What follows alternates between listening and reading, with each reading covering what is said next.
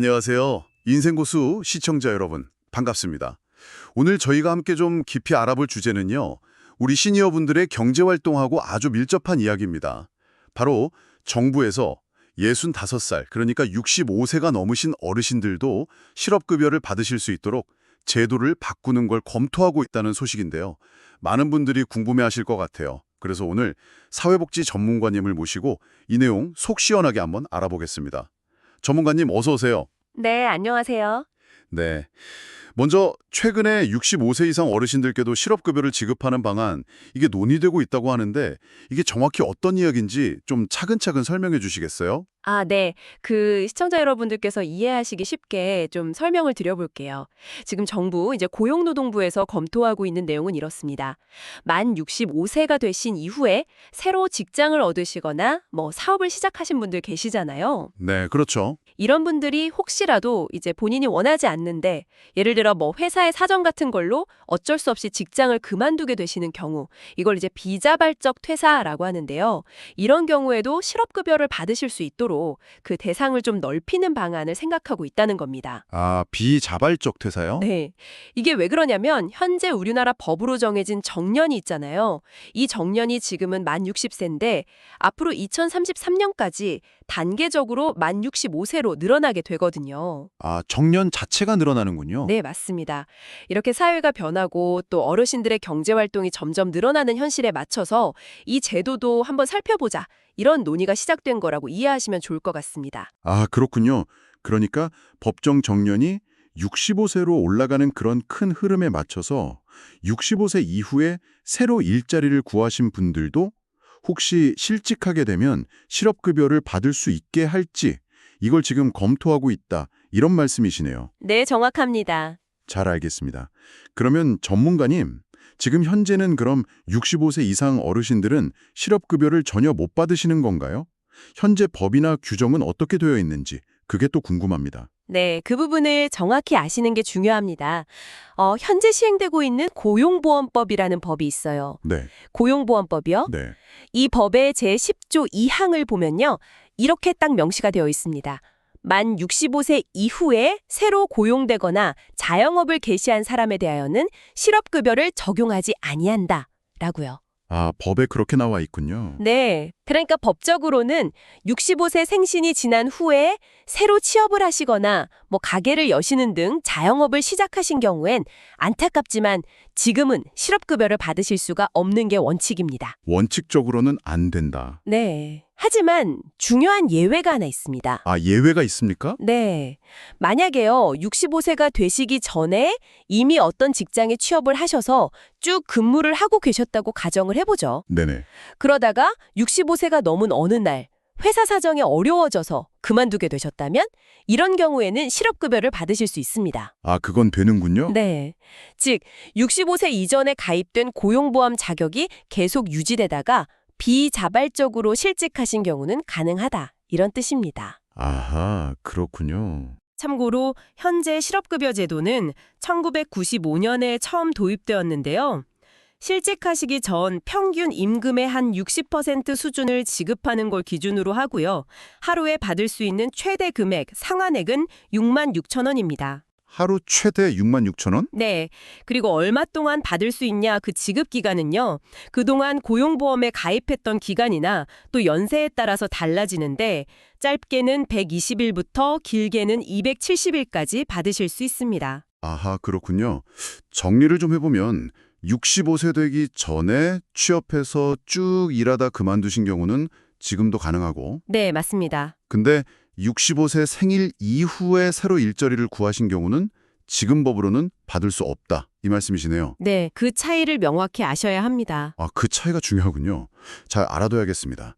근데 전문가님, 왜 이렇게 65세 이후에 새로 취업하신 분들은 지금까지 실업급여 대상에서 제외되었던 건지 그 이유가 뭘까요? 뭔가 이유가 있었을 텐데요. 네.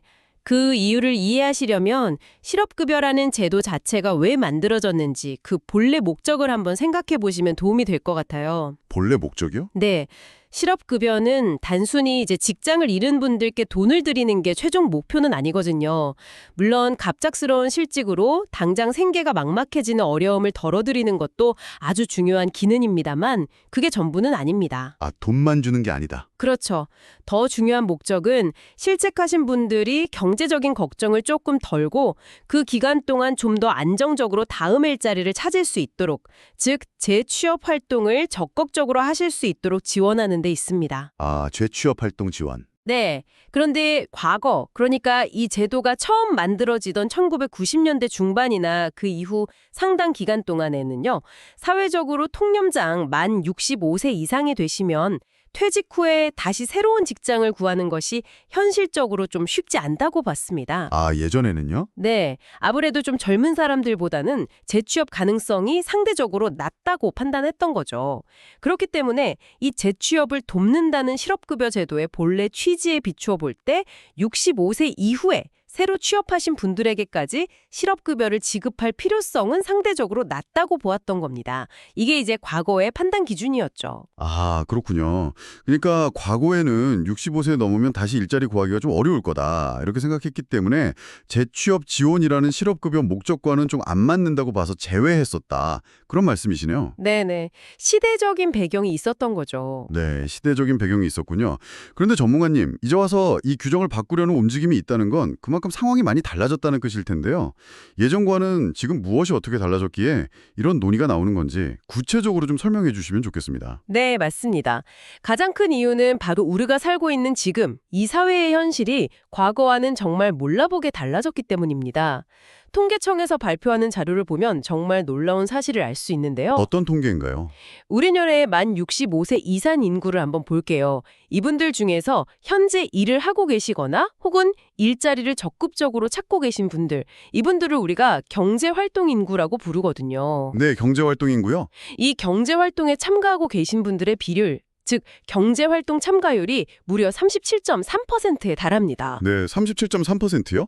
네, 퍼센트로 말씀드리니 감이 잘 안 오실 수도 있는데 쉽게 말해 65세 이상 어르신 10분 중에 거의 4분 가까이가 일을 하고 계시거나 일자리를 찾고 계시다는 뜻입니다. 와, 10분 중 4분 주면 정말 많은데요? 네, 정말 높은 수치입니다. 이게 얼마나 높은 거냐면요. 우리가 흔히 선진국 클럽이라고 부르는 OECD, 경제협력개발기구 회원국들의 65세 이상 인구 경제활동 참가율 평균이 13.6%입니다. 13.6이요? 네. 근데 우리나라는 37.3%니까 OECD 평균하고 비교하면 거의 3배에 가까운 압도적으로 높은 수치인 거죠. 세상에, 거의 3배? 네. 이 통계가 우리에게 분명하게 말해주는 것은 이겁니다. 이제 우리나라에서 65세 이상 어르신들은 단순히 은퇴하고 쉬시는 분들이 아니라 상당수가 여전히 활발하게 경제활동에 참여하고 계시다는 점이죠. 네, 그렇군요. 그 이유도 다양합니다. 부족한 노후 자금을 보충하기 위해 생계 유지 목적으로 일하시는 분들도 많으시고요. 또 건강이 허락하는 한 사회 활동에 계속 참여하고 싶어서 또는 이를 통해 어떤 삶의 보람을 느끼고 싶어서 일하시는 분들도 많습니다. 즉, 일하기를 원하시거나 또는 일해야만 하는 상황에 놓인 어르신들이 과거에 비해 훨씬 많아졌다는 것. 이게 바로 제도 변경 논의의 가장 중요한 배경입니다. 와, 37.3%라니. 정말 생각보다 훨씬 많은 어르신들이 경제활동을 하고 계시다는 말씀이군요. OECD 평균의 거의 3배 수준이라는 것도 정말 놀랍고요. 우리나라 어르신들이 정말 활발하게 활동하고 계신다는 걸 보여주는 지표 같습니다. 그렇다면 전문가님, 이렇게 현실이 변화하고 있는 상황에서 이 문제에 대한 정부의 공식적인 입장은 현재 어떤 상태인가요? 그리고 만약에 이게 실제로 시행된다면 그건 언제가 될 것으로 예상해 볼 수 있을까요? 시기가 좀 궁금합니다. 5세 이상 실업급여 적용 확대 방안은 사실 이전 정부 시절부터 논의가 있었습니다. 이전 정부 때부터요? 네. 구체적으로는 지난 정부의 5개년 국정과제에 이 내용이 포함돼서 추진될 계획이었는데요. 정권이 바뀌면서 현재는 다소 좀 유보적인 상태라고 볼 수 있습니다. 현재 고용노동부의 공식적인 입장을 확인해 보면요. 65세 이상 신규 취업자에 대한 실업급여 적용 방안은 아직 구체적으로 결정된 바는 없다는 겁니다. 아직 결정된 건 아니다. 네. 다만 고용보험의 혜택을 받지 못하는 그런 사각지대를 줄이기 위한 여러 가지 방안 중 하나로 이 문제를 검토하고 있는 단계라고 명확히 밝히고 있습니다. 검토 중이다. 네. 그러니까 확정된 건 아니고 여러 가능성을 열어두고 살펴보는 중이다 이런 뜻이죠. 만약에요, 이 검토가 긍정적으로 진행되어서 실제로 제도가 시행되는 방향으로 결정이 난다면 일부 언론이나 전문가들의 전망에 따르면요, 조금 빠르게 진행될 경우 2027년 상반기 정도에 구체적인 시행 방안에 대한 사회적 논의를 시작하고 실제 적용은 2028년부터 하는 것을 목표로 검토해 볼 수 있지 않겠느냐, 뭐 이런 예측이 나오고 있습니다. 2028년 정도를 예상해 볼 수도 있다. 네. 하지만 다시 한번 강조해서 말씀드리지만 이것은 어디까지나 현재로서는 하나의 예측일 뿐이고요. 확정된 정부의 공식 계획은 아니라는 점을 꼭 기억해 주시기 바랍니다. 네네, 알겠습니다. 아직은 논의와 검토가 더 필요한 단계입니다. 네, 그렇군요. 과거 정부에서 추진했던 과제였지만 현재 정부에서는 아직 결정된 것은 없고 검토 중인 단계다. 그리고 2028년 시행은 아직 확정되지 않은 예측이라는 점 명확히 이해했습니다. 그러면 정말 만약에 이 제도가 실제로 시행된다면 말입니다. 아무래도 대상자가 늘어나는 거니까 나라에서 써야 할 돈, 즉 예산이 추가적으로 필요하게 될 텐데요. 어느 정도의 예산이 더 필요할 것으로 예상되는지, 그리고 이런 재정적인 부담은 괜찮을지 이 부분도 좀 짚어주시죠. 네. 예산 문제, 이거 정말 중요하고 현실적인 문제입니다. 이 제도를 검토할 때 반드시 고려해야 할 부분이죠. 국회에는 이제 예산정책처라는 곳이 있어서 정부 정책에 필요한 예산을 분석하고 예측하는 역할을 하는데요. 네, 예산정책처요? 네, 이 국회 예산정책처의 분석에 따르면 만약 현재 실업급여를 받지 못하는 65세 이상 신규 취업자분들까지 모두 실업급여 지급 대상에 포함시킨다면 앞으로 4년 동안 대략 1조 2천억 원 정도의 추가적인 재정이 필요할 것으로 추산하고 있습니다. 4년에 1조 2천억 원이요? 와, 상당한 금액인데요. 네, 결코 적은 돈이 아니죠. 상당한 규모의 예산이 추가로 필요한 겁니다. 따라서 정부 부처인 고용노동부에서도 이 재정 문제를 매우 신중하게 접근하고 있습니다. 현재 실업급여를 지급하는 데 사용되는 고용보험 기금의 재정 상태가 어떤지, 넉넉한 편인지 아니면 부담이 될 수 있는 수준인지 면밀하게 살펴봐야 하고요. 네, 재정 상태 점검이 중요하겠네요. 그렇죠. 또한 65세 이상 어르신들은 국민연금을 받고 계신 분들도 많으실 텐데요. 그렇죠.